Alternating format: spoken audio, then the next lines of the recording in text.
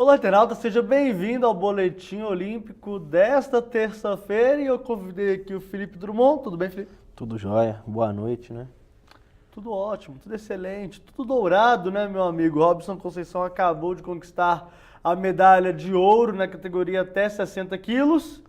Medalha que já era aguardada pelos especialistas, né? Lacrou o francês, assim como o Thiago Braz tinha feito isso ontem. E aí? Bom, né, velho? Estamos Bom. começando a colecionar medalha em cima da França, né? Se estamos tendo problema nas redes sociais, graças às declarações do vice-campeão do salto com vara, essa vai ser mais uma piada pro dia, né? Ganhar de um francês numa final, em outra final olímpica. Não tem mais francês disputando com a gente, não? Eu acho que não, Ainda né? não. Pô, A gente- tava querendo muito, velho, um cara no vôlei de praia, porque tá precisando. Na Né? quadra também. Ontem a seleção de vôlei também, mais um Brasil e França, né? Mais um Brasil e França. Ô, meu caro Felipe, mas vamos focar agora no grande ouro do nosso glorioso Robson Conceição. É uma final tranquila que ele levou desde o primeiro segundo no ringue, lá do Rio Centro, no pavilhão 6. Dominou todos os aspectos técnicos que a gente vê no boxe e conseguiu uma medalha de ouro que é histórica, né? Jamais um pugilista brasileiro tinha conseguido feito, né? E logo aqui no Rio de Janeiro. Exatamente, né? Essa que é a quinta medalha na história do boxe brasileiro em Olimpíadas. É a primeira medalha de ouro dessa modalidade que o Brasil consegue conquistar.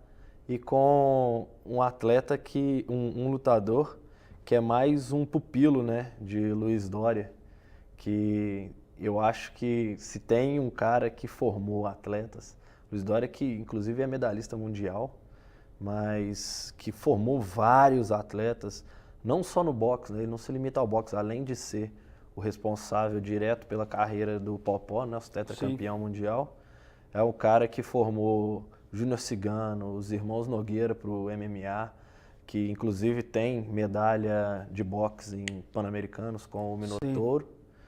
E acho que além do Robson, ele premia o mestre, né? Que é um cara que com certeza ele sentia falta de uma medalha de ouro olímpica, né?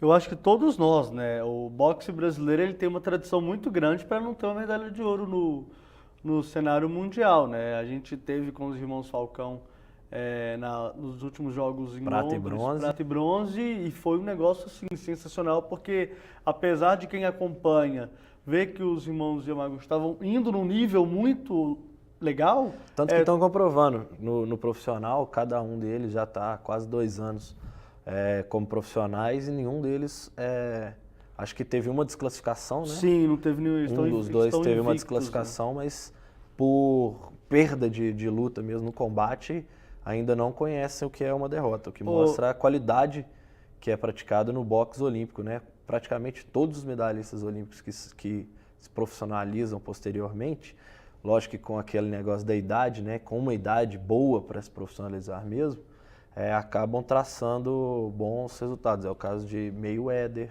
é o caso de... Tem um outro cubano que agora me falha a memória, que fez a mesma coisa, foi campeão mundial, que inclusive é um dos ídolos do Robson. Sim. E o Robson já declarou, né? Que a Olimpíada era o último torneio dele no amador. Com 27 anos, ele se considera um atleta velho para fazer a transição, porém, como ele espera lutar até 35 anos, ele acredita que em 8 anos ele consegue conquistar tudo que ele quer, que é um título mundial. Já é campeão olímpico, ele já sonha alto mesmo e acho que tem que sonhar assim mesmo. Claro, fazer o trabalho bem feito, onde todo mundo faz, né? Aqui em Las Vegas. Exatamente. E trabalhar em cima disso. Felipe, tem um fenômeno interessante no boxe brasileiro, que é o boxe baiano.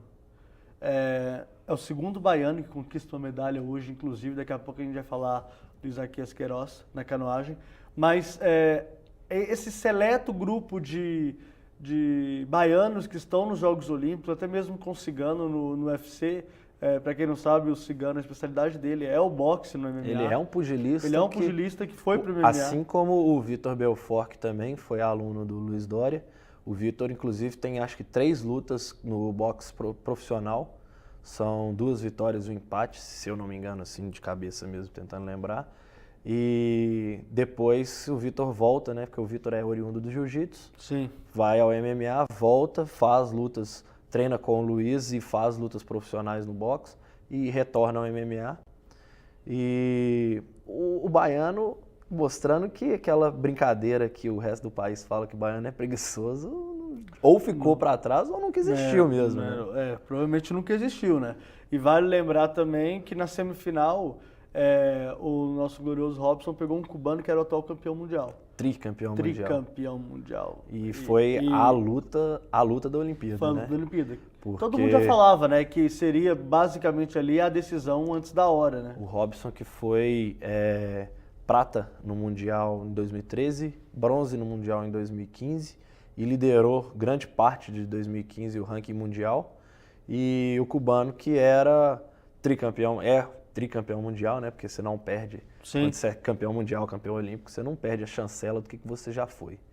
Então, era a luta, a final antecipada, considerada a final antecipada, e o brasileiro muito bem, principalmente ali no terceiro round, que estava muito equilibrado, e faltando 30 segundos, eles vão para aquela trocação franca e o brasileiro conecta os melhores golpes e termina a luta com o cubano andando para trás, desequilibrado por golpes, né? E Exatamente. aí, acho que até impressiona os árbitros que já tinham dado um round para cada um, primeiro round para o cubano, segundo round para o brasileiro. E aí ele chega numa final como favorito e domina, né, amplamente o francês. Não tenha dúvida. E na luta de hoje contra o francês, uma característica engraçada do francês, né, porque eu estava até brincando que se eu lutasse boxe eu tinha um problema que é com relação ao meu nariz, mas isso é engraçado mesmo, né? O nariz do francês era um pouco avantajado. Isso não é uma desvantagem, não, cara? Isso é, né? Até alguns pugilistas históricos retiram parte dos ossos do nariz, que é para não ficar contundindo, né? Porque todo mundo que já sofreu uma pancada no nariz sabe quanto dói. E uma das reações do corpo é você ficar tonto, né? Ficar um pouquinho grogue. E o francês com um nariz avantajado como o dele é uma mira maior, né? E acertando ali com certeza machuca. E com certeza ele vai ter um pouquinho de dor nesse nariz, porque o Robson conectou muitos golpes ali. E vou falar com você que foi um negócio... Hoje a vitória foi muito contundente. Foi maiúsculo. Não dá pra discutir, foi decisão unânime, foram 3 vitórias, 3 rounds conquistados e não tem a menor dúvida que o Robson Conceição é um legítimo campeão olímpico. A Maria de Lourdes manda boa noite. Boa noite, Maria de Lourdes. E o Fernando Nascimento pede pra gente mandar um salve pra ele. Salve. Falando um pouco da manhã, da nossa manhã hoje, meu caro Felipe, decepções, mas uma conquista, a medalha de prata com Isaquias Queiroz, na canoagem. E dando trabalho, né?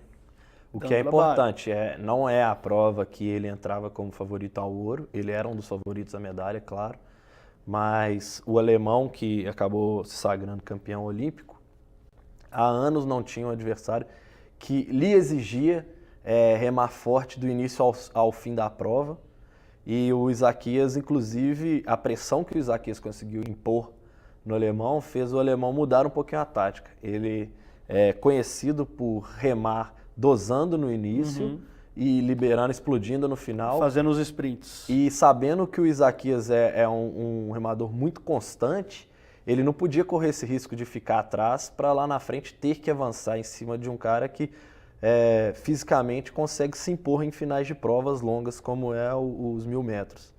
E o Isaquias conseguiu uma prata, lutando ali até faltando 100 metros, os dois estavam separados por 30, 40 centímetros, que é pouco na canoagem. E o Isaquias conseguiu uma medalha histórica também, já que é a primeira, né, do Brasil na modalidade. E a primeira dele, né? A primeira Ele dele. que sonha em conquistar 3 medalhas. A prova forte do Isaquias é o C2 1000 metros, né? Sim. Que ele disputa junto com outro baiano. Essa ele é favorito ao ouro. E ele tem um sonho, né? Ele já falou abertamente que ele tem um sonho de carregar a bandeira brasileira no fechamento, na cerimônia de encerramento da Olimpíada. Ele conseguiu E para isso, 2 medalhas, ele fatalmente vai conseguir isso, né? ele tinha falado que ele precisaria de 3. porque Porque levar a bandeira é um fator muito político também, né? muito político. E aí, às vezes, com duas, a política pode até vencer.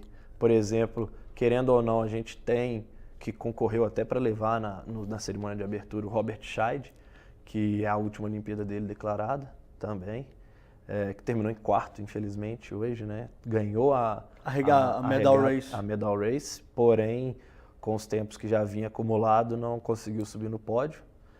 E o Isaquias tem esse sonho.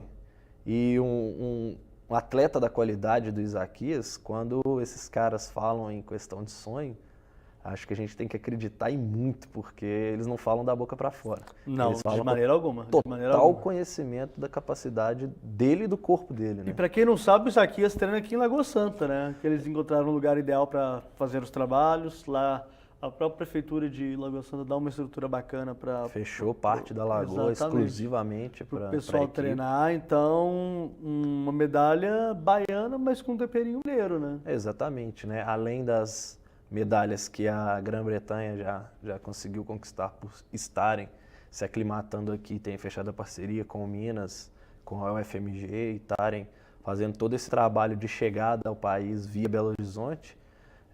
O Isaquias é a outra esperança de Minas, né, nos Jogos, diretamente ligada ao estado e a única brasileira, né? Exatamente. Porque no judô que a gente tinha esperança dos 3 atletas do Minas, e tem os atletas do vôlei também, que são muitos que tiveram passagens ou começaram por aqui, né? Exatamente. Falando um pouquinho agora, a gente também tem que falar também das decepções, né? Mas antes vamos falar da vitória do Alisson e do Bruno Schmidt contra os holandeses no vôlei de praia. Conseguiram uma vitória contundente, 2-1. E eu fiquei até um pouquinho bolado, porque eles tiveram 2 chances de match point, né? No segundo set. Foram 3, eles tiveram 20-17. 20-17 não conseguiram, foram 3 bloqueios do time holandês que conseguiu a vitória no set e sacramentaram um tie-break que foi daquele jeito, viu? Essa Olimpíada tá um pouquinho engraçada, né? Os favoritos, tirando a natação, que eu acho que os principais favoritos conseguiram os títulos. Não teve nenhuma surpresa, basicamente. Com uma certa até tranquilidade, mas nadando muito bem, né? Talvez qualidade deles. Talvez o Manadu não ganhando os 50 Sim, ali, mas talvez só. Mas é aquele negócio, 50 metros também é uma prova que não dá para largou um pouquinho mal, para recuperar já era. E para mim, a mais do que a surpresa da perda do Manadu, quem conquistou, um atleta de 35 anos, esqueci o nome do norte-americano, mas que é o segundo atleta, foi o segundo atleta na história acima de 30 anos a conquistar uma medalha nos 50 metros. Mas falando do Bruno e do Alisson, eles estão conseguindo cumprir a expectativa depositada neles. Está mais difícil do que se esperava, mas é a Olimpíada. Não existe nada fácil em Olimpíada. Nada. Por mais que o próprio Robson era favorito na final, ele não abriu a competição como favorito tendo cubano. A ideia era que eles se enfrentassem na final, só que o sorteio acabou colocando que eles cruzassem na semifinal. E ali foi a final antecipada. A mesma coisa aconteceu com o Alisson e com o Bruno, terem enfrentado os norte-americanos nas quartas de final, sendo o jogo que ganhar ou perder fazia parte para os dois lados. E eles conseguiram a vitória. Hoje, entrando com um favoritismo maior, tiveram a chance de fechar de uma forma tranquila no segundo set, mas, novamente, a Olimpíada não é fácil. Na hora que você relaxa achando que está alguma coisa fácil, o adversário cresce e iguala o jogo, e foi isso que aconteceu hoje. Quase que eles ficam de fora, né? Porque no terceiro set também até passou dos 15 pontos ali para decidir. E eu vou falar que foi até bom isso ter acontecido, porque aí eles ficam espertos amanhã. Amanhã, gente, só para quem não está sabendo, para quem não acompanhou a nossa cobertura aqui no Super UFC, no Jornal Tempo, 23h50 a final, tá? Só 23h50. Hoje já tem a Agatha e a Bárbara. Hoje já tem a Agatha e a Bárbara disputando contra Walsh Ross. Gente, eu tô com Walsh e meio na cabeça ainda, não tem Normal. jeito. Não tem jeito. O jogo começa à meia-noite, tá? Então o jogo já começa amanhã, tá? Então nosso dia começa hoje, termina amanhã, tá bom? Falando um pouco... Termina depois de amanhã, Depois de amanhã, no caso, né? Da final olímpica entre Brasil, não sei se já saiu, não estava mais definido tarde, ainda, né? não. Bom, então tá. Agora vamos falar um pouquinho das decepções, porque o dia hoje foi cheio também. principalmente com as meninas, e aconteceram vários desastres. O primeiro desastre pela manhã, a Holanda despachou a seleção brasileira feminina de handebol lá na Arena do Futuro. Infelizmente, né? E foi um jogo em que defesa. eu fiquei um pouco decepcionado. Defesa, mas eu acho que faltou ímpeto ofensivo também. A goleira da Holanda também foi muito bem na partida, né? Infelizmente é aquela coisa, né? Algumas das principais esperanças que tínhamos antes da Olimpíada começar não estão conseguindo confirmar o favoritismo. Volto a repetir, nada é fácil, porém você não estabelece um favoritismo à toa. E ainda mais no caso do handebol feminino, por ter feito uma primeira fase alucinante, né? Ganhando, como voltamos a falar, na Noruega, o Brasil conseguiu ganhar da seleção mais difícil do mundo nessa modalidade. Campeã mundial, campeã olímpica, conquistando tudo nos últimos anos. Eles são bicampeões olímpicos e campeões mundiais. E o Brasil conseguiu uma vitória sobre essa. É um jogo teoricamente mais fácil do que um jogo contra a Holanda? Não, é um jogo mais difícil. Porém, a volta, todo jogo tem que ser analisado no dia do jogo, na hora do jogo, quem está melhor, quem se doa mais, quem se dedica mais nos 60 minutos de partida, é quem vai sair com a vitória. E, infelizmente, as holandesas fizeram mais para sair com a vitória dessa vez. A defesa delas foram muito bem.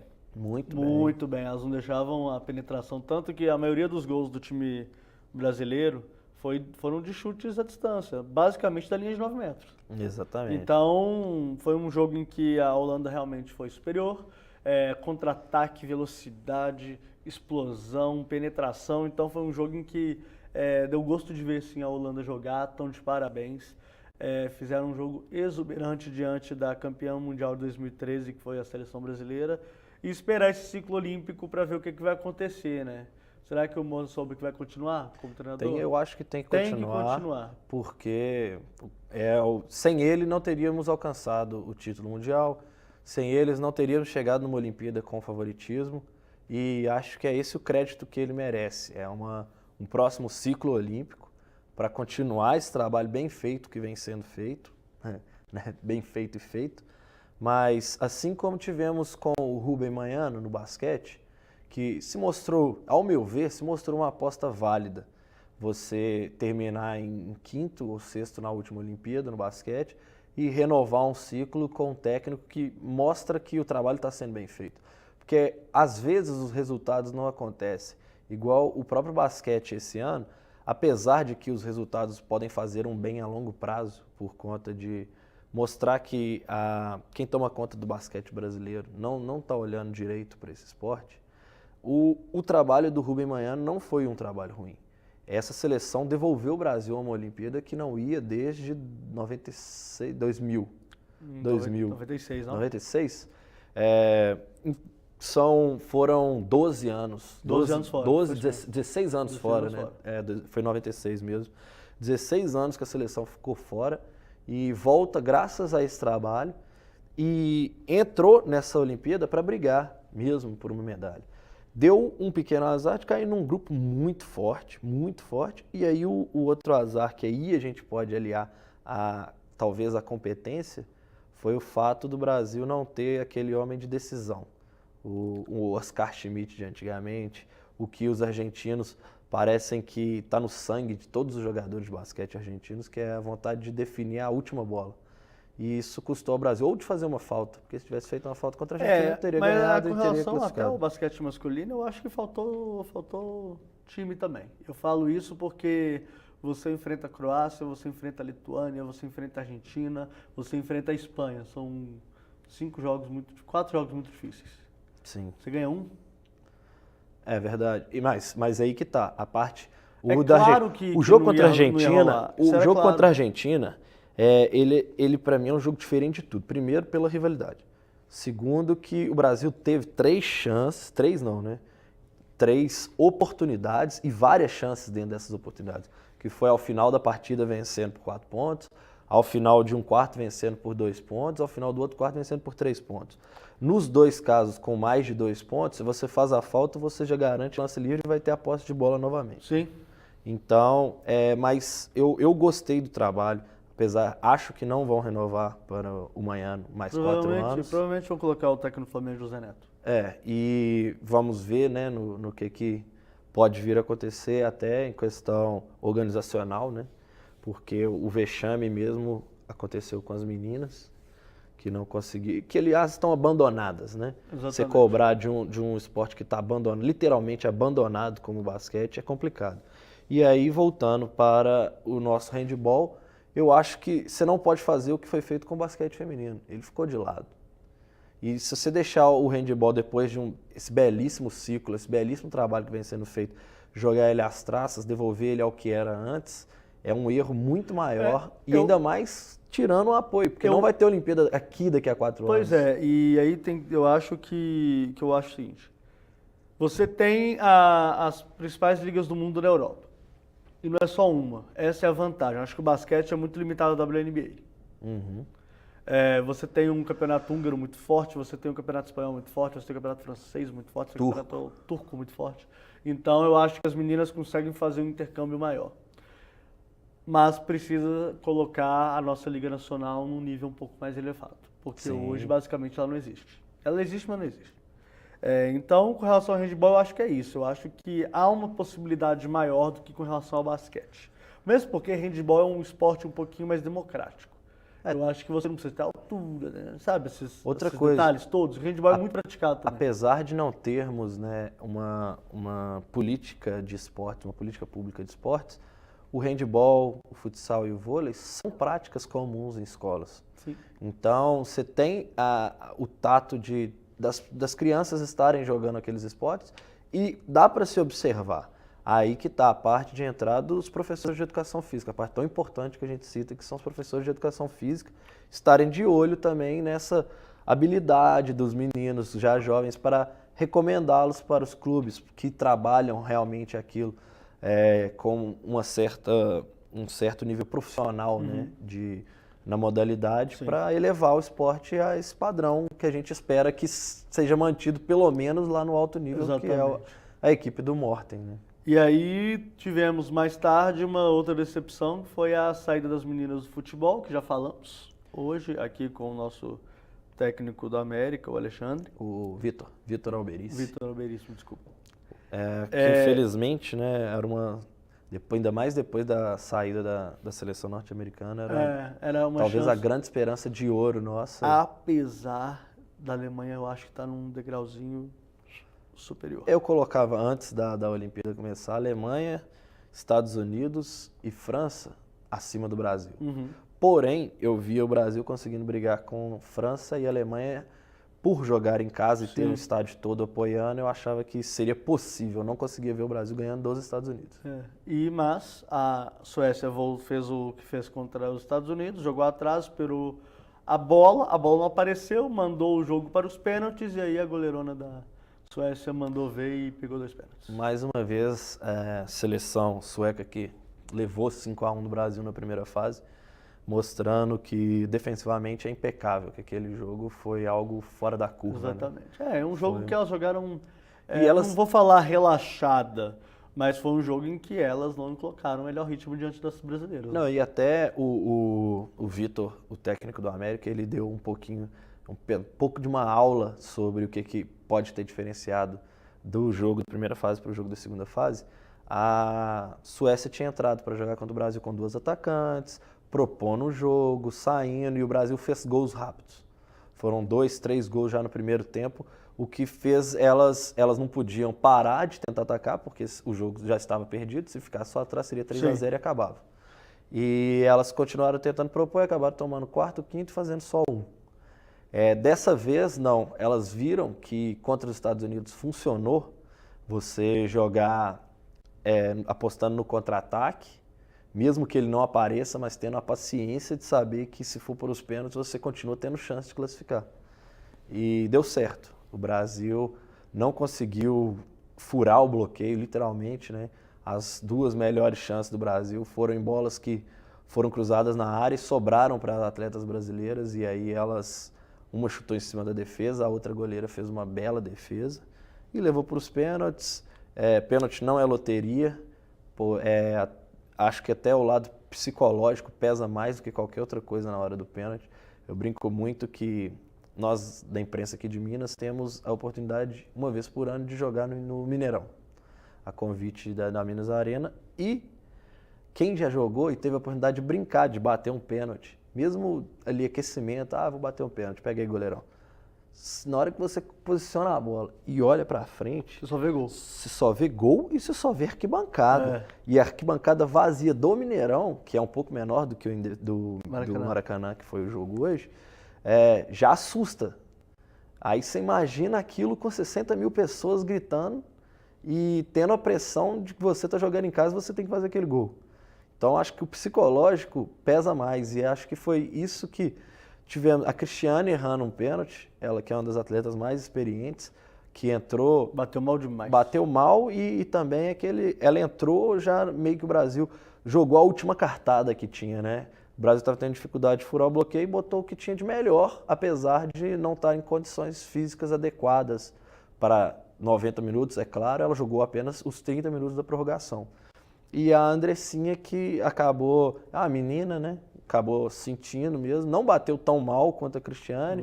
A goleira foi buscar, mas acabou selando a Mas ela eliminação. bateu o pênalti mais importante, ela bateu o 5º pênalti, né?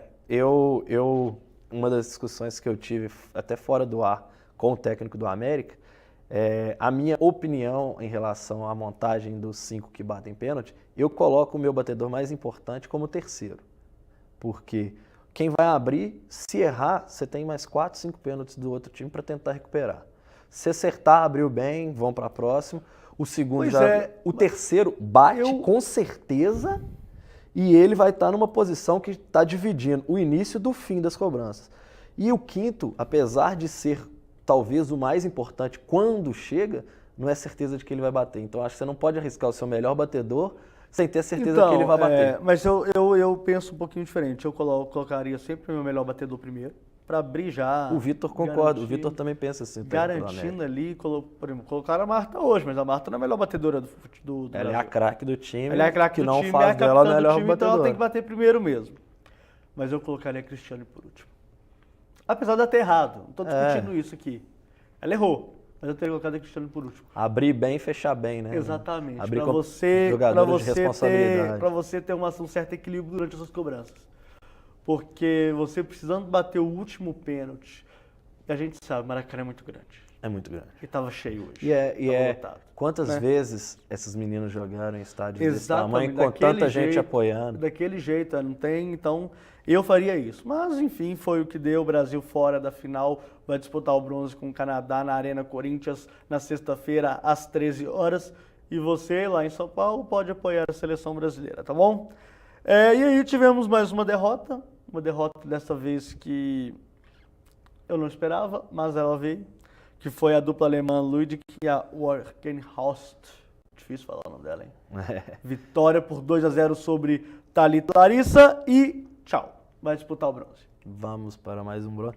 Ainda temos a chance, né? Com o jogo que é mais tarde, da Agatha e Bárbara, que apesar de terem ido pior durante toda a competição, agora viraram a nossa esperança.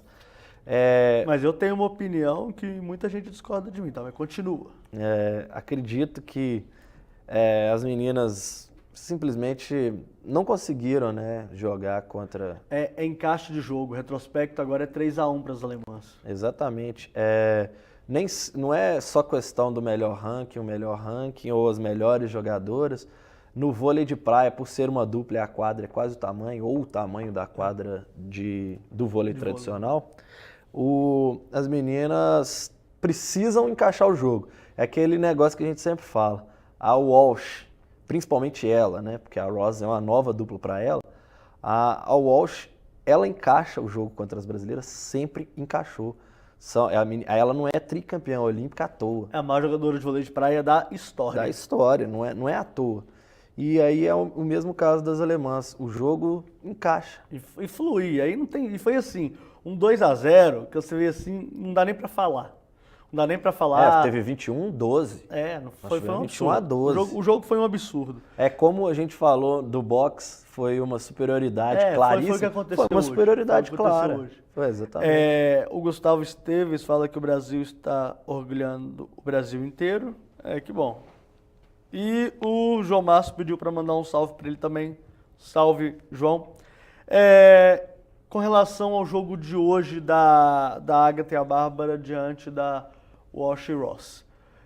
Eu acho que a Agatha e a Bárbara vem num momento melhor do que a Thalita e Larissa. Tanto que elas foram campeãs do mundo ano passado. Isso aí pra mim já mostra em que nível elas estão. E hoje é o jogo que elas têm que mostrar que elas estão prontas para o Ouro Olímpico. Se elas perderem, é claro que elas estão fora. Mas é a oportunidade que elas tinham de chegar e falar assim, estamos aqui, a gente vai ganhar esse bagulho. Exatamente. É bom que seja uma dupla que a Walsh não tem tanto hábito de já ter enfrentado várias vezes, vencido tantas vezes como a Larissa, né, que está aí há muitos anos na luta. É uma dupla brasileira relativamente mais nova, mais fresca, com menos, talvez com mais confiança para enfrentá-las. O que a gente pode comparar até com o judô. O Baby enfrentando o Rinner é meio que ele mesmo já sabe que ele vai esperar uma derrota. E todo mundo, quando aconteceu, nesse caso porque aconteceu, já esperava. Dessa vez, se fosse talvez Larissa e Thalita, a gente já poderia estar lamentando um pouquinho aqui de estar cruzado com ela na semifinal. Porém, é uma dupla que deixa o jogo em aberto. Primeiro porque a gente não sabe como as duas se encaixam contra essa nova dupla americana, né? Essa nova dupla norte-americana. E segundo, pelo retrospecto recente que você falou delas, né? Campeãs mundiais, e ninguém é campeão mundial à toa. Então, se tem chance, é com a dupla campeã mundial. É claro que os Jogos Olímpicos têm um peso.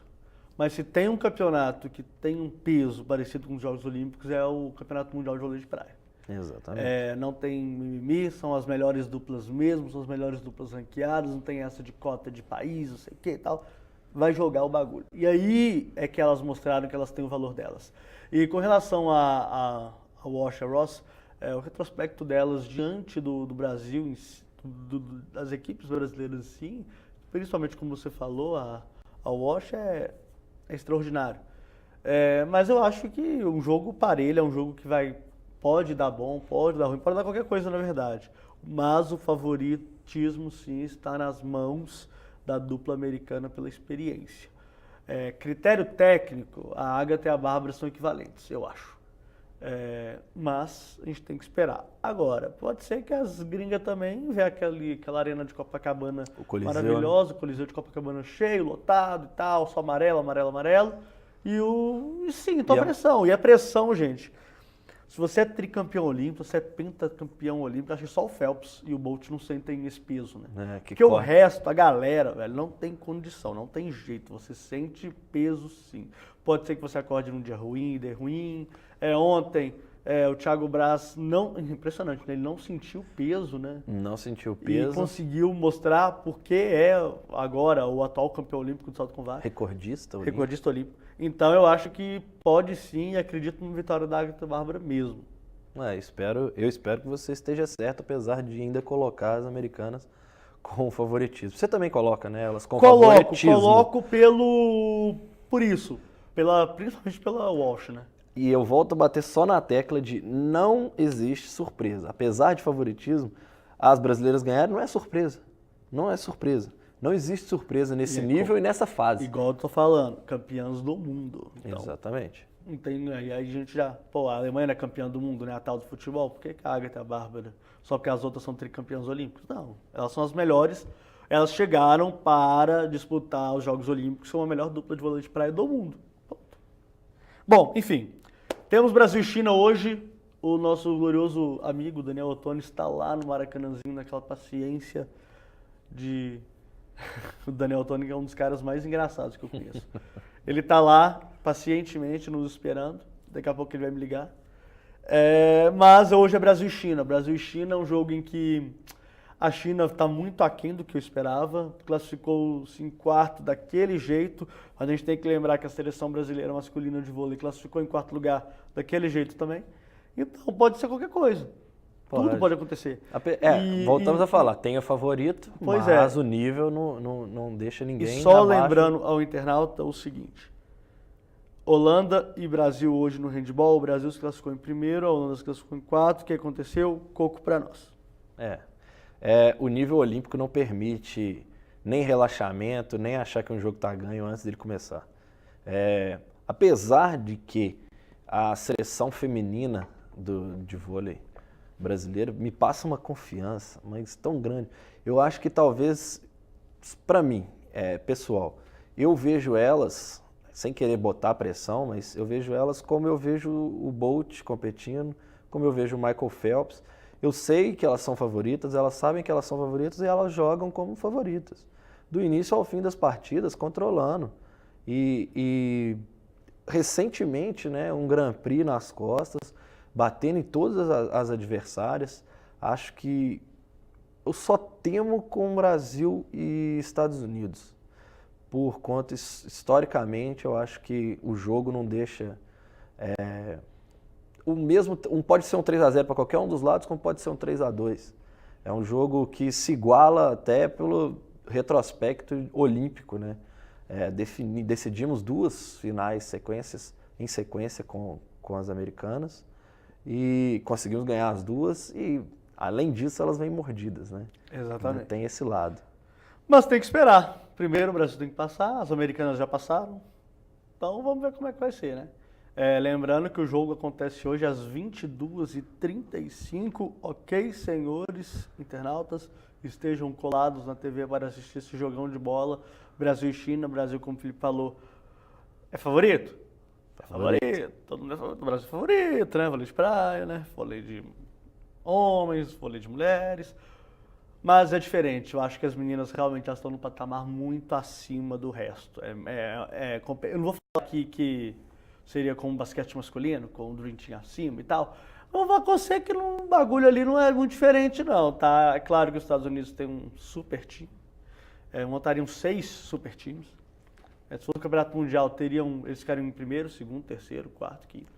Eu acho que a partir do quarto ali já dá pra brigar. Dá pra dar uma Croácia ali, né? É aquela história de fazer o jogo perfeito e eles não jogarem tão bem. Exatamente. Você depende disso pro jogo ser páreo, né? Então, no caso do vôlei feminino, elas estão muito acima. Esse 3-0 contra a Rússia foi um negócio absurdo. Não era pra ter acontecido. Mas aconteceu. Isso que o Zé Roberto fez uma opção de levar apenas uma oposta e tá usando muito a Gabizinha. Exatamente. A Gabi começou aqui no Mackenzie, tá no Rio. E tá usando ela na inversão e ela tá mandando bala. A menina é um fenômeno mesmo. E não sei, parece que não sente pressão. Não, dá nem a isso. Mas aí é que tá. Tem 2 jogadoras espetaculares do lado dela, uma tal de Jaqueline e uma tal de Sheila. Veteranas na seleção. Veteranas, bicampeãs olímpicas. Inclusive, elas podem se tornar tricampeãs. Junto com a Fabiana, olímpicas. Né? A Fabiana também, desculpa. A Fabiana, que é daqui de Santa Lucia, né? St. Louis City. Então é isso, meu caro. Valeu. Obrigado aí. Só falar um pouquinho, rapidinho, da Fabiana Müller, né? Acho que o sobrenatural de Almeida chegou no nosso salto com vara, apesar do título do Thiago ontem. A Fabiana era, junto com a Arisley Silva, cubana, era a favorita para fazer a final, só que a lesão dela acabou atrapalhou tudo. É a 3ª Olimpíada. Infelizmente, isso tem acontecido com ela corriqueiramente. Em Pequim sumiu a vara. Em Londres, o vento, que talvez é a única que eu acredito que ela não pode usar como desculpa, se a gente usa essa palavra, né, desculpa, é a questão do vento, porque eu estava ventando para todo mundo lá. Por mais que atrapalhou ela, e acho que atrapalhou em Zimbaeva também na competição, mas dessa vez ela estava com uma lesão, ela quase desistiu, né? A Fabiana Müller não desistiu porque os jogos foram no Rio de Janeiro. Exatamente. Se essa competição fosse na Europa, ela teria... Não, para mim não dá, porque fisicamente eu não vou conseguir estar inteira, e não estava inteira. E ela para se poupar, ela já começou tentando saltos mais altos do que a classificação exigia. A base dela foi menor do que outras. Porque ela sabia que por mais que ela estava lesionada, se ela tinha alguma chance de avançar para uma final, era saltando o mínimo possível. Então ela já começou numa marca que daria para ela a vaga automática para a final. Então, dessa vez, como eu falei que em Londres eu não consegui engolir a parte do vento, dessa vez é claro que a Fabiana não tem culpa. Nenhum atleta... Primeiro, ninguém tem culpa, né? Porque nenhum atleta vai para uma Olimpíada para perder. Ninguém vai pensando, vou saltar mal. E a Fabiana não fez isso por querer e só competiu por ser uma Olimpíada em casa. Se ela conseguisse chegar na final, podia se esperar o mesmo, assim, ela não ia conseguir fazer os grandes saltos dela, o 4,80, 4,90, que é a principal marca do ano que ela fez 1 mês e meio, 2 meses antes da Olimpíada. Infelizmente, como eu brinquei no início, o sobrenatural de Almeida atacou ela, infelizmente, em 3 Olimpíadas seguidas. Não vou ficar aqui falando que a Fabiana é isso. A Fabiana é uma atleta espetacular, mundiais indoor, mundiais outdoor. Conseguiu colocar o brasileiro para ver salto com vara, o que é um feito inacreditável.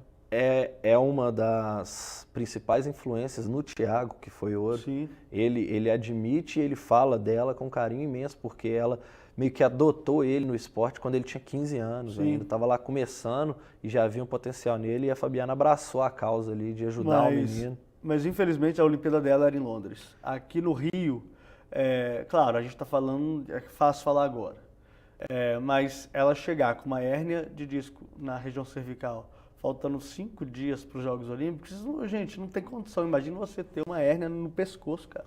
Hérnia faz algumas pessoas parar de andar. Você imagina o que é a dor que isso causa para uma pessoa comum. Agora imagina isso num atleta que já está sujeito à dor todos os dias da vida. Não tem condição. Então eu acho que a Fabiana está de parabéns. Talvez se ela tivesse tentado saltos um pouco menores para até se ambientar com a competição, ver o que está pegando, o que não está acontecendo, aonde ela pode forçar, onde ela não pode, mas ela preferiu fazer a opção que ela e o treinador estabeleceram e foi desclassificado, infelizmente. É a mesma opção que acabou nos dando o ouro, né, no masculino, que mandou subir a altura, forçar. Vamos lá, no caso dele ele já tinha a prata garantida e ele resolveu tentar o ouro e conseguiu o ouro. A Fabiana, ela tentou evitar um desgaste com saltos mais baixos para já se garantir numa final. E aquela coisa, né? Em finais a gente já viu os melhores saltos sendo realizados, os melhores saltos da história mundial, história olímpica, mas também já vimos como a própria Malrimage ganhar uma medalha olímpica com um salto muito aquém do que todo mundo colocava que daria uma medalha de ouro olímpica. E é isso que eu acho que a Fabiana tentou. Vou fazer o meu maior esforço na etapa 1, com 3 saltos, para não precisar ficar saltando 6, 7 vezes e piorar ainda a minha dor. Minha situação, também acho. Exatamente. Bom, então é isso. Agora vamos dar o tchau de verdade. Agora, tchau. Aquele abraço. Então é isso, galera. Fiquem com Deus e até a próxima.